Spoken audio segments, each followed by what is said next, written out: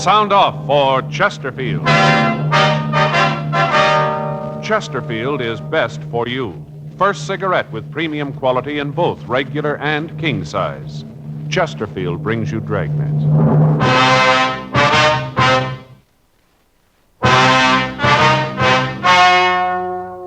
Ladies and gentlemen, the story you're about to hear is true. The names have been changed to protect the innocent.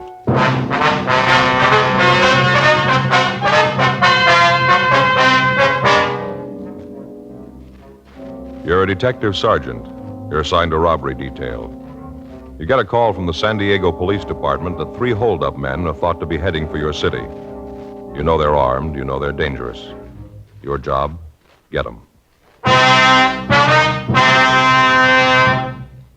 Years ahead of them all. Chesterfield is years ahead of them all. The quality contrast between Chesterfield and other leading brands is a revealing story. Recent chemical analyses give an index of good quality for the country's 6 leading cigarette brands. The index of good quality table, which is a ratio of high sugar to low nicotine, shows Chesterfield quality highest. Chesterfield quality highest. 15% higher than its nearest competitor.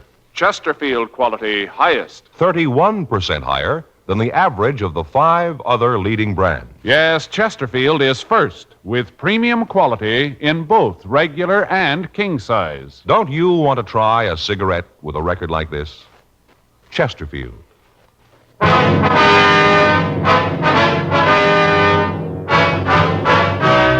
Dragnet, the documented drama of an actual crime. For the next 30 minutes, in cooperation with the Los Angeles Police Department, you will travel step by step on the side of the law through an actual case transcribed from official police files. From beginning to end, from crime to punishment, Dragnet is the story of your police force in action. It was Monday, October 5th. It was warm in Los Angeles. We were working the night watch out of robbery detail. My partner's Frank Smith. The boss is Captain Didion. My name's Friday. I was on my way into the office, and it was 4:58 p.m. when I got to room 27A. Robbery. Hi, Murph. Seen Frank? Yeah, he was here a couple of minutes ago. I think he went down the hall, said he'd be right back. Thanks. How the kids? Well, we're in the cycle again.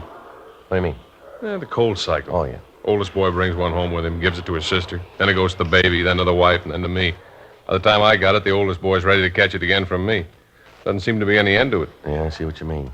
Reading the other day where if you take care of a cold, take a lot of pills, stay in bed, you can shake it in a week. All right. Don't do anything special for it, and it'll take 7 days to get rid of it. Joe? Got an APB here from San Diego. Boys down there really drew themselves a gem. Yeah, can I take a look? Yeah, here it is. Well, I can hear him moan all the way from here. What is it?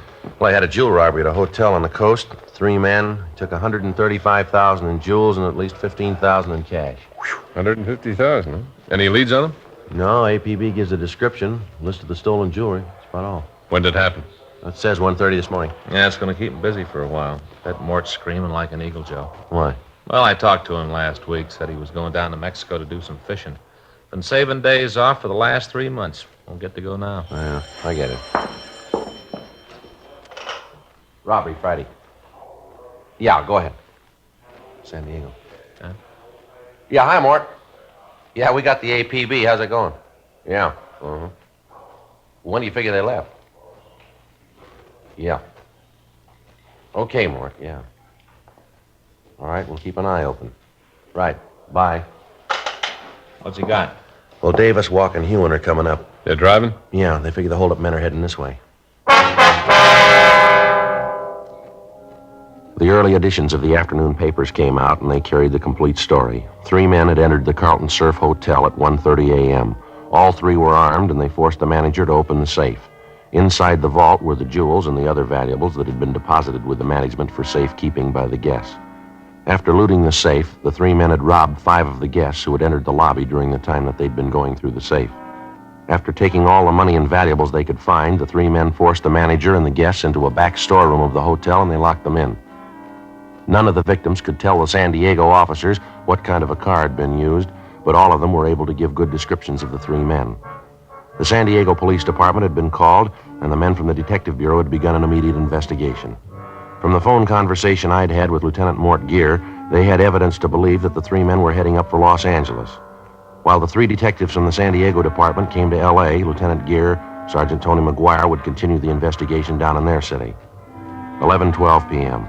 Sergeants Carl Davis, Jerry Walk, and Pappy Hewen arrived at the city hall. They filled us in on what had happened. The way the thing looked, it figured that someone who had either worked for the hotel or was working for it had engineered it. How'd that check out? The identification we got? Yeah. Virgil Russell worked for the hotel a year ago as a busboy in the dining room. All the victims gave a positive identification on him. How about the other two, Carl? Nothing on him yet. What made you figure they might be coming up here? Well, Russell's got a record, checked his package, and found that he has a sister in San Diego. Checked her, and she gave us the lead. Yeah. Said her brother and two men came by the house early this morning. Her brother's been staying with her the past few weeks. Anyway, he came by this morning, packed his clothes, said he had to come up to L.A. on business. Well, she have an address up here for him, Carl? Not good. Said he told her he'd get in touch with her. He was staying with a friend in a place out on Olympic Boulevard. Anything on that address? Yeah, our package gave an address out there. Russell had listed a friend of his when he was arrested. We figured he might be out there. Got a good description of the car. One thing is going to help. Yeah. Sister told us that she asked her brother about the other two men. Wanted to know if they didn't want to come to the house. Mm-hmm. Russell said no, they were waiting for him, and the three of them were in a hurry. She couldn't give us a description of the other two. Well, what time this happened? About 5:30 this morning. Well, they came right up here. They'd get in about 8 then, wouldn't they? Yeah, You're pretty sure that these are the right ones now? looks like that. Identification of the mugs. Russell's sister told us when he was packing, a brooch fell out of his grip. She picked it up for him. Give a description of it? Yeah, matches one that was taken from the hotel in the theft. Large diamond with 4 rubies in the setting.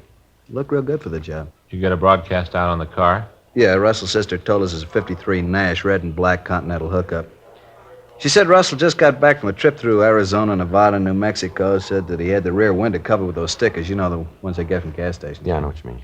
Window's supposed to be covered with them. Shouldn't be hard to spot. Well, maybe he figures that, too. Might have him taken off, huh? Possible. It's a lead, though. Something else to look out for. Any chance he might have gotten across the border into Mexico? Yeah, it's possible, but it isn't likely. As soon as we got word on the car, we got out a supplemental APB on it and got in touch with the authorities down the border. They said they hadn't seen a car that matched the description across the border.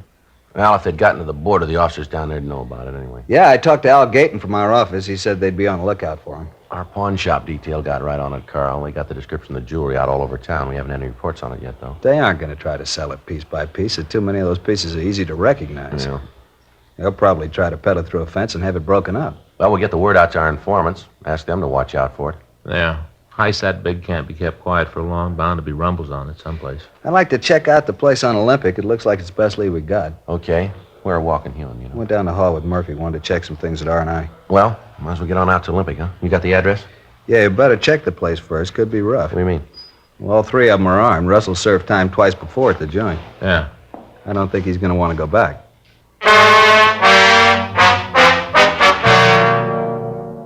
We checked the name of Russell's friend through our files. We found that he had no record.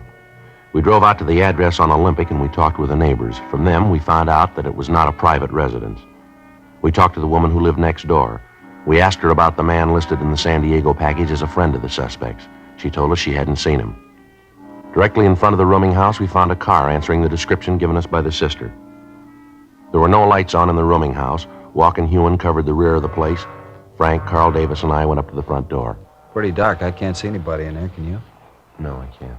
Check the window, see if I can spot anything. Right, Carl. Well, let's try the door. Yeah.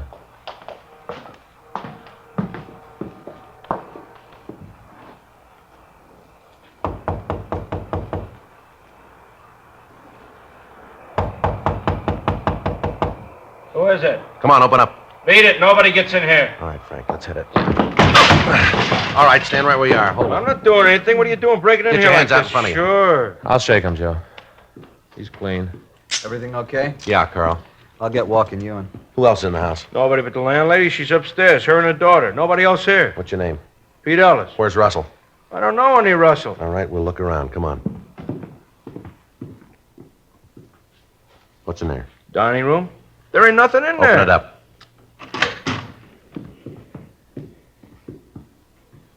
See? Nobody here. No. All right, we'll check the other rooms. Where's this door go? Bedroom. Ain't nobody in there. Open it up. Joe, nobody in the kitchen. Check the back porch. Walk and Davis are upstairs. All right, we'll try this one here. Come on, you open it up. It's locked. I can't get in. There's a key in the door over here. Let's see if it fits. Virgil! Virgil! Get out! Virgil, it's the cops! Get out! All right, get out of the way, you. Come on, let's hit it. Yeah. On the bed, Joe. I see. All right, come on, you out of that bed. Hey, Joe. Yeah. There's a bottle of sleeping pills on the table here. Yeah, there's an empty bottle of whiskey. I guess he's dead drunk. Upstairs is clean, Joe. Russell, huh? Yeah, he's drunk. I guess we're pretty lucky. Under his pillow there? Yeah. 3 guns.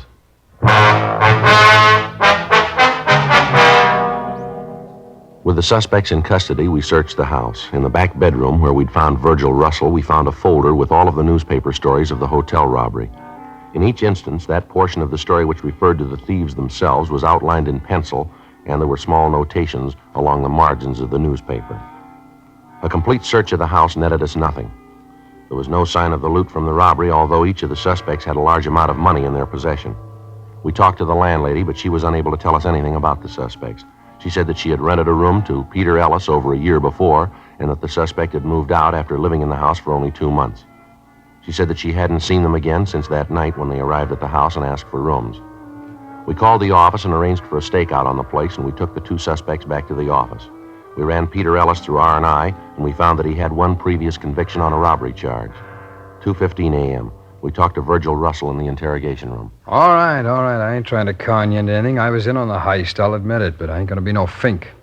You ain't gonna get any other names out of me. You got the money we found on you from that hotel robbery, is that right? I don't know where else it'd come from. I got no reason to con you about the hotel job. I pulled it. I ain't afraid to admit it.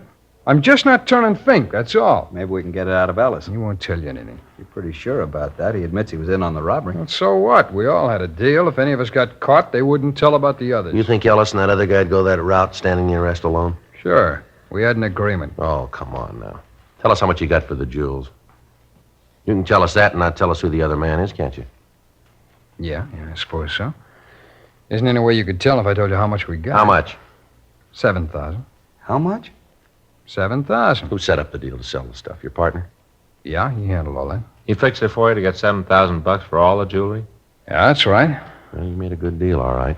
7,000 for $135,000 worth of jewelry. Wasn't worth 135. That's just the papers, making it sound big. No, Russell, you're wrong. That's what the stuff is worth. Are you kidding? You got that report, Frank? Yeah, here. Now, wait a minute. That's maybe what they claim the stuff is worth. But you know how people are always jacking things up on the insurance companies. The stuff was worth, maybe 15,000, not a cent more. Yeah, Joe, here it is. This is a report you got from the insurance company, Carl. That's it. Would you like to read it yourself, Russell, or do you want me to read it to you? Well, let me see it. All right. What a lousy bum. Oh, no good. He's a thief, that's what he is. A thieving thief. That's the kind of a guy you say you had to deal with, huh? Let you think he was doing you a big favor. Some deal, $7,000. If we'd picked him up, he'd have screamed like an eagle. He's your pal, all right. What a no good thief. I can't believe it.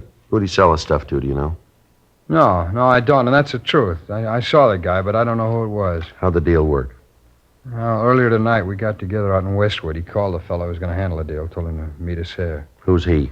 A Fink, a lousy Fink. What's his name? Payne, Al Payne. I spell it. Last name. P-A-Y-N-E. You got a record? No, I don't think so. I never heard him talk about it. You give us a description? Yeah. That stuff was really worth 135 grand. He said it was a lot of talk, newspaper talk, he said.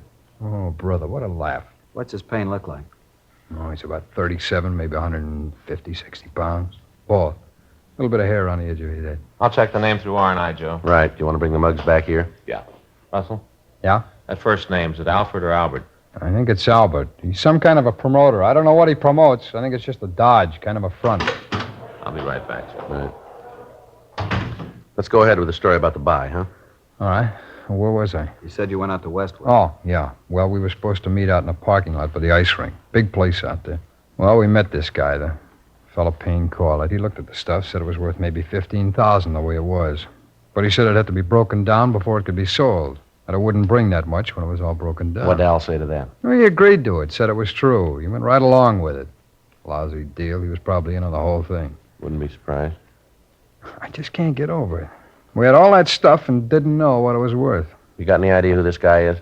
No, I told you, I didn't know. You said this Payne had an office here in town. You know where it is? Yeah, I can show you. We were up there this afternoon while I was setting up the deal. It's in a building over on 6th. You'd be willing to go over there with us? So you can nail him? That's right. We want to get the jewels back. Sure, I'll go. So what that bum did to me, nothing too bad for him. How you going to work it, Joe? Well, Russell here will have to introduce me as somebody who wants to buy this stuff. He'll have to tell Payne that I'm willing to pay, say, $50,000 for the jewelry. That way, Payne will have to get in touch with the other man. I don't think he'll pass up a deal like that. Maybe he figures to make more than that this way. Yeah, but suppose he thinks that Russell here wants to do business with me. He'll get the stuff back. I don't think he'll want to cross Russell. Might work. No, we haven't got much choice. We got to get the stuff back before it's broken up. Joe, I got some pictures here. None of them match the description. What was that? None of them match the description. Oh. You want to look at these? Yeah? Joe's going to go see this Payne with Russell and Ellis, try to get a lead on where the stuff is. How are you going to work it? Well, I'll tell Payne I'm interested in buying the jewels, offer him maybe $50,000. Picture's not here. None of these is Payne. You go along with this plan, Russell? Sure. I'd like to see you get him and get him good. It's pretty risky. It doesn't look like there's any other way. Suppose not. Russell? Yeah? We know Payne carries a gun. I'm going to tell you something. I want you to remember it. All right. You get any bright ideas about tipping Payne off about Joe? Remember, we'll have men all through the building. All right. We're not going to start any shooting. Yeah. But we'll finish it.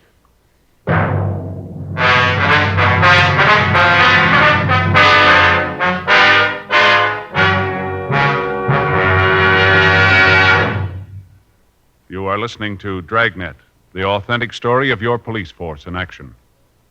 Chesterfield is best for you. Just listen to the record. For a full year and 2 months, a doctor has been making regular examinations of a group of Chesterfield smokers, and he reports no adverse effects to the nose, throat, and sinuses from smoking Chesterfields. Don't you want to try a cigarette with a record like this? Chesterfield. First with premium quality in both regular and king size. Chesterfield. First choice with Young America. And that's from a survey of 274 colleges and universities. Try Chesterfields today. Remember, Chesterfield is America's best cigarette buy.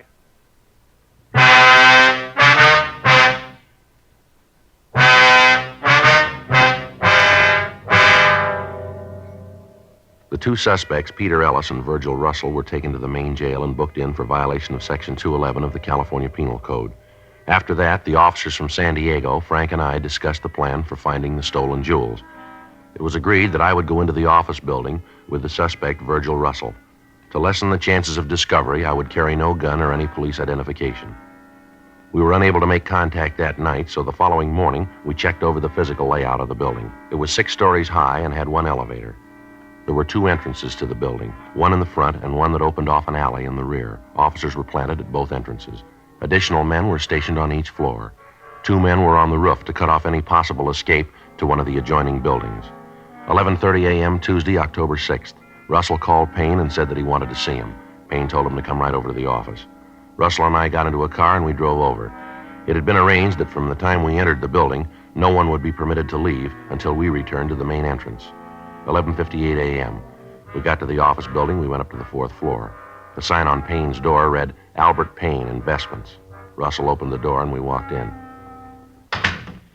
Hi, Verge. What's the bit? Al, like you to meet Joe Ferguson. Joe, glad to meet you. Yeah, same here, Al. Sit down, boys. Now, what's this all about? It's about the stuff, Al. We got to get it back. Now, what's the pitch? I don't even know what you're talking Oh, about. come off it, Payne. Joe here's willing to up the ante for the jewels. How much? I'll go as high as $50,000. I got to see it first. For $15,000 worth of jewels? Papers say it's worth $135. I explained that to you. They up the value. It's all insured. People up the price of the insurance companies. Papers up the price. They sell more papers. I told you. Yeah, and I ain't buying it. I want the stuff back. I never even got my cut of the $7,000. Ellis feels the same way. I told you the money'd be coming. Oh, it ain't coming anymore. I want the stuff back. I don't think we can do that. Most of it's already broken up. No, not much of it could be broken up in the time that he's had it. Guy that bought it isn't going to like it. Well, that's tough. You just tell him to stop breaking it up. Tell him we want it back. Where do you figure to sell the jewels? I don't see where that concerns you. I'm offering you $50,000 for them. That's all you need to know. Come on, Al. Come on. Quit playing games. Let's get on it. You get in touch with the guy you gave him to and get the jewels back. Wait a minute, I got something to say about this. I was in on the job with you. Don't you forget it. I'm only going to say this once more, Payne. You get on that phone and get in touch with your contact. Tell him to stop breaking them up. You set up a meet to get the stuff back. I'll call him. don't think it's going to do any good. He's probably got all the mountings melted down by this time. Got it all broken up. You call him. Let's see what happens. All right.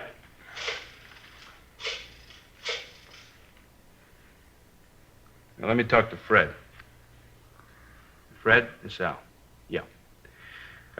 Listen, something's come up. We can't go through with the deal. What? Yeah, I know. I told him. Doesn't make any difference. They want it all back. Yeah, I told him that, too. Doesn't make any difference. You want the jewels back that have been broken down, too? I told you, Al, I want all of it back. Yeah. Yeah, Freddie says all of it. Okay. And when can you make it? Yeah. All right. Yeah, we'll see you then, right. Okay, bye. They'll have the stuff for you tomorrow night. Why does he have to wait that long? How do I know? He just said he couldn't get it any sooner. You should have let me talk to him. I'd have told him. Yeah, sure. How much of it's been broken up? Well, hardly any. Just got started. Fred says almost all whole. Who is this Fred? That's none of your business. I asked you a question, Al. You got your answer. Doesn't make any difference who he is. You and your friends lost up the deal. Be happy. You fixed it fine. Well, I'll come out better. Yeah, you better be right. Now, remember, I got a piece of this. I won't forget. What time tomorrow are we going to meet Fred? Well, he said he'd call. Let me know where and when. Well, it can't be any later than tomorrow. I gotta be leaving then. You're going to have the money with you when you pick up the stuff, I'll aren't you? have it. All of it. I don't want any of this down payment. I told you I'd have it. All right, you call me tomorrow about 10, Verge. I'll let you know the details then. Okay. I hope you're right about this, Verge. What do you mean? Well, this deal, I don't like it. I hope nothing happens to louse it up. Yeah, so do I.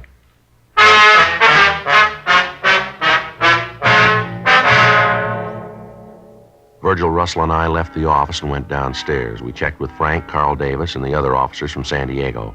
Al Payne was taken into custody and booked in at the main jail on suspicion of violation of Section 211 PC. Then we returned to the office. You find out who has the stuff? Yeah, a fellow named Fred. You know who he is? No, not yet, but we will. How'd you figure that? Payne didn't tell you. Well, I saw the number he dialed when he called Fred. It was a Hollywood prefix. That narrows down the area. I can try the number and see who answers.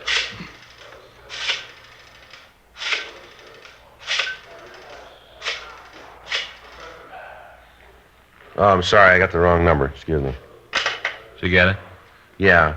It's the Kingery Trophy Company. You want to check the book? Right. Okay. K-I, King, Kincaid. Here it is, Joe. Kingery Trophy Company. It's on Las Palmas. Trophy Company. That'd give him a chance to melt the mountings down to metal, wouldn't it? Be easier to get rid of it that way. Makes sense.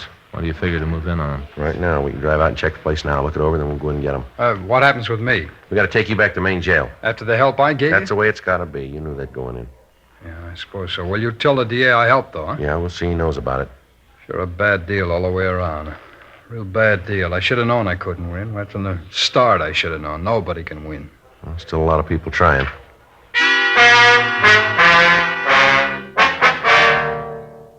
We returned Virgil Russell to his cell, and then we drove out to the Kingery Trophy Company. It was a two-story building on Las Palmas Avenue in Hollywood. They made trophies and fraternity pins.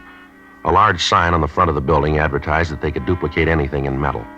We checked with the neighborhood merchants and found that there was a permanent staff of 4 employees. The company was owned by a Roger Kingery, and none of the neighborhood people could tell us anything about an employee by the name of Fred. 5 p.m. The employees of the plant left the building. 1 man remained.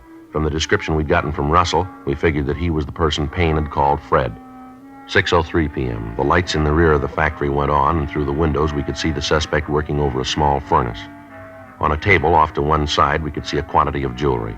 Frank, Carl, and I went to the side door of the plant while the other officers covered the remaining doors. All right, you ready? Yeah, let's go. Carl? Yeah.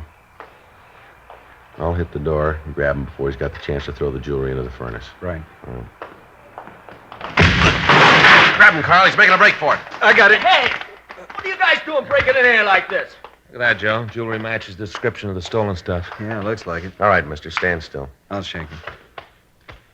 He's clean. I don't know what you guys are doing. I don't know what this is all about. All right, save it. What's this jewelry doing here? That isn't mine. I didn't ask you whose it was. I asked you what it was doing here. Fellas say give me $2,500 if I break it down for him. What's the fellow's name? Guy named Payne said he'd pay me to melt it down for him. You know the stuff was stolen? No, I didn't. He just made the deal to melt it down. Didn't he call you this afternoon and tell you to stop breaking it up? Yeah, and then he called back and told me not to pay attention to what he said. Go ahead with the job. I did like he said. Who else is in this with you? What do you mean? Who else here at the factory? Nobody. I'm the only one. I only did it because I needed the money. I don't know where the jewels came from. I didn't care. It didn't make no difference to me. As long as I got mine, I was happy. I didn't know what it was all about. Looks like most of it's here, Joe. How many pieces did you break down? Took a couple of the pins apart. Didn't have the time to melt any of the mounting down. It's all there. All the pain gave me. What's your name? Fred Michelson. All right, let's go. I didn't know they were stolen. I didn't know anything about it. I just did a job. That's all. Just a job. Yeah. I didn't even get paid for it. Don't worry about it. You will.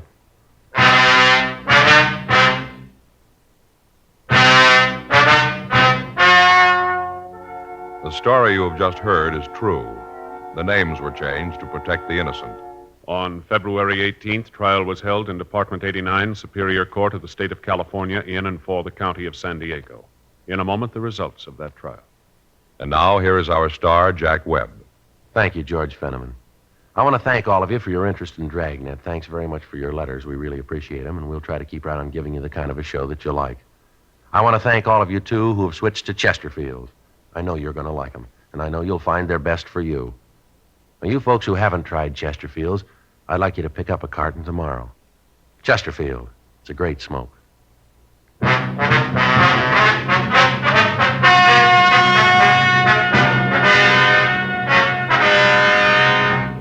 Virgil Nathan Russell, Peter Howard Ellis, and Albert Franklin Payne were tried and convicted of robbery in the first degree. They received sentence as prescribed by law. Fred George Michelson was tried and found guilty of receiving stolen property. He received sentence as prescribed by law. Receiving stolen property is punishable by imprisonment in the state penitentiary for a period of not more than 10 years. Ladies and gentlemen, Lieutenant Jack Allen, Los Angeles Police Department. Thank you. On behalf of the Detroit Police Officers Association, I'd like to present this award to Dragnet. I wonder if you'd read it, Mr. Fenneman. Yes, sir. Whereas the radio and television show Dragnet and its writers, producers, and actors most accurately portray the American police officers and their work. And whereas the result of this portrayal has been to give the people of this country a new insight into their police departments, bringing with it understanding, sympathy, and an aroused public opinion. And whereas Dragnet brings credit to the men and women of the police forces throughout America, therefore we, the Detroit Police Officers Association, representing the patrolmen, detectives, and policewomen of Detroit, hereby cite and commend the show Dragnet and its star Jack Webb, who plays the part of Detective Sergeant Friday, as the finest and most accurate police program both on television and radio. Signed this date, March 31st, 1953, in behalf of the association by Thomas Duffy, President, Bruce Finney, Vice President, Francis Klein, Secretary-Treasurer. All of us on Dragnet want to thank the Detroit Police Officers Association, and our thanks to you, Lieutenant Allen.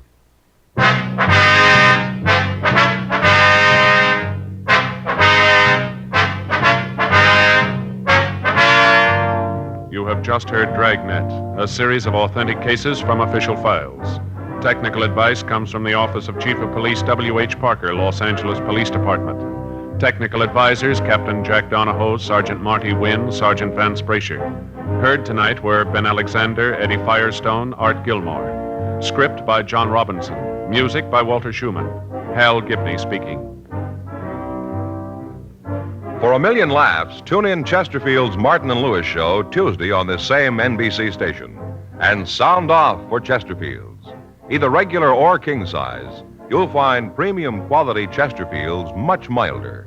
Chesterfield is best for you. Chesterfield has brought you Dragnet, transcribed from Los Angeles.